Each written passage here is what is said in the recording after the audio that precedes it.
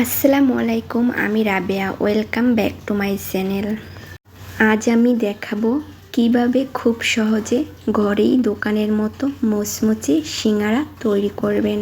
তার জন্য একটি বাটিতে প্রথমে নিয়ে নিলাম 1 কাপ, দিয়ে দিলাম স্বাদ মতো লবণ, 1 টেবিল চামচ রান্নার তেল, হাফ চা চামচ কালো জিরে।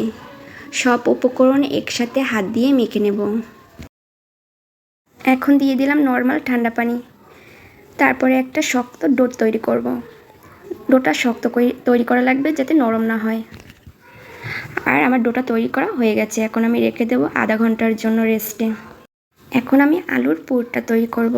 তার জন্য নিয়ে নিলাম একটা কড়াই, তাতে দিয়ে দিলাম কেটে রাখা আলু, তারপরে দিয়ে দেব পেঁয়াজ আর কাঁচামরিচ, দিয়ে দিলাম স্বাদ মতো লবণ, পাঁচফোড়ন হাফ চা চামচ, হলুদ গুঁড়ো হাফ চা চামচ, জিরে গুঁড়ো হাফ চা চামচ, আদা রসুন বাটা 1 চা চামচ, পরিমাপ মতো রান্নার তেল।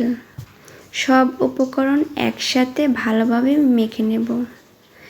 তারপরে দিয়ে দেব অল্প পরিমাণে পানি।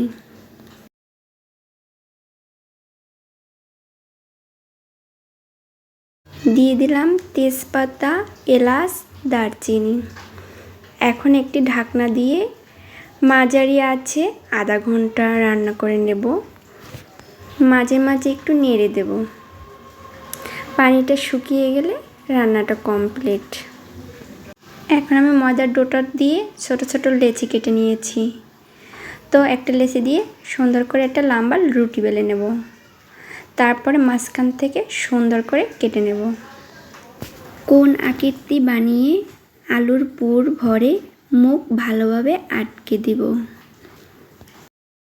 একইভাবে বোঝার সুবিধার্থে আরেকটা সিঙ্গারা বানিয়ে নিলাম। চুলায় মাঝারি আঁচে তেল গরম করে সিঙ্গারাগুলো ধীরে ধীরে সোনালি রং হওয়া পর্যন্ত ভেজে নিব। তাহলেই তৈরি হয়ে যাবে গরম গরম মুচমুচে এবং দারুণ সুস্বাদু সিঙ্গারা। ভিডিওটি ভালো লাগলে একটি লাইক দিন, কমেন্ট করে জানাবেন কেমন হয়েছে। আর নতুন নতুন রেসিপি পেতে ফলো করতে ভুলবেন না। ধন্যবাদ।